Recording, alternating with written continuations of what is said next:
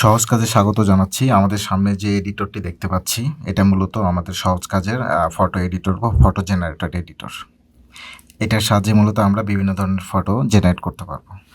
সেটা কিভাবে করা যায় চলুন আমরা ধাপে ধাপে দেখে নিই।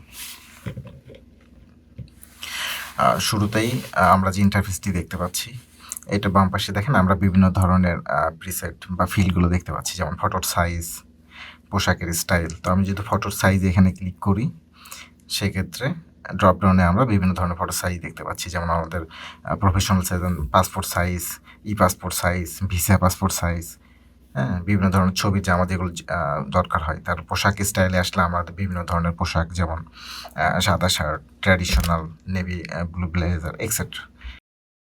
এই প্রিসেটগুলো দিয়েই মূলত আমরা বিভিন্ন ধরনের যেটা সিলেক্ট করব সেটা দিয়ে মূলত আমাদের ছবিটি জেনারেট হবে, এবং আমাদের ছবির ব্যাকগ্রাউন্ড হিসেবে আমরা কোন কালারটি চাই এখান থেকে মূলত আমরা সেটা সিলেক্ট করে নিতে পারবো।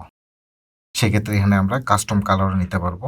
কাস্টম কালারে ক্লিক করলে এখান থেকে মূলত আমরা ইচ্ছা মতো যে কোনো কালার চুজ করতে পারবো, যেটি মূলত আমাদের ছবির ব্যাকগ্রাউন্ড হিসেবে চলে আসবে।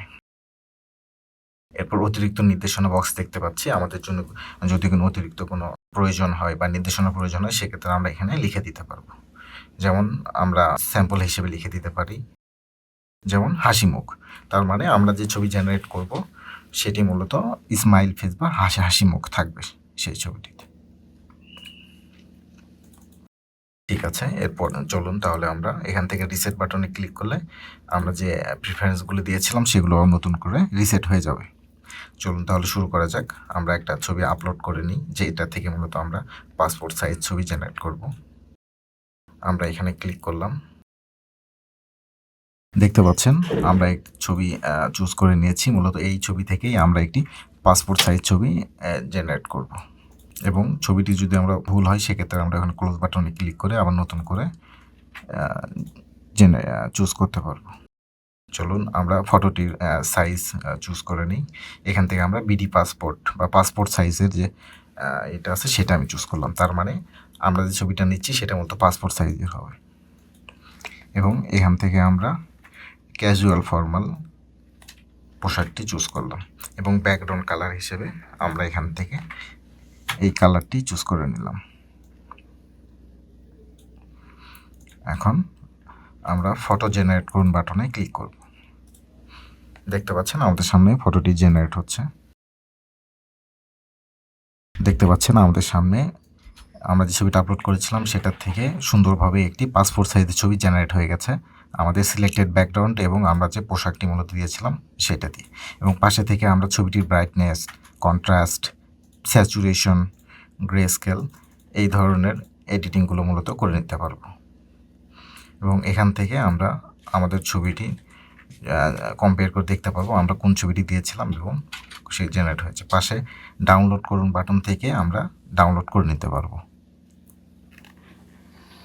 এবং নিচের দিকে আসলে আমরা সাম্প্রতিক সময়ে যে আমাদের জেনারেট করেছিলাম সেই ছবিগুলো দেখতে পারবো, এবং এখান থেকে আমরা সরাসরি শেয়ার বাটনে ক্লিক করে হোয়াটসঅ্যাপ, ইমেল এগুলোর মাধ্যমে এবং এই ছবিটির লিঙ্কটিও কপি করে আমরা শেয়ার করতে পারবো, এবং এখান থেকেও আমরা মূলত আবার নতুন করে ছবিটি এডিটে ক্লিক করতে পারবো। এডিটে ক্লিক করলে মূলত ছবিটি আমাদের আবার নতুন করে এডিটরে ওপেন হবে।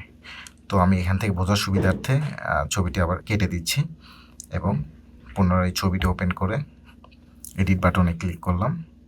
দেখতে পাচ্ছেন আমাদের ছবিটি আবার সুন্দর করে এডিটর ওপেন হয়ে গেছে, এবং এখান থেকে আমরা প্লাস বাটনে ক্লিক করে ছবিটি প্রিভিউ দেখতে পারবো, এবং বিভিন্ন ধরনের এডিটিং যে কাজগুলো আছে সেগুলো করে নিতে পারবো, করে নিয়ে নতুন করে আবার ডাউনলোড করে নিতে পারবো।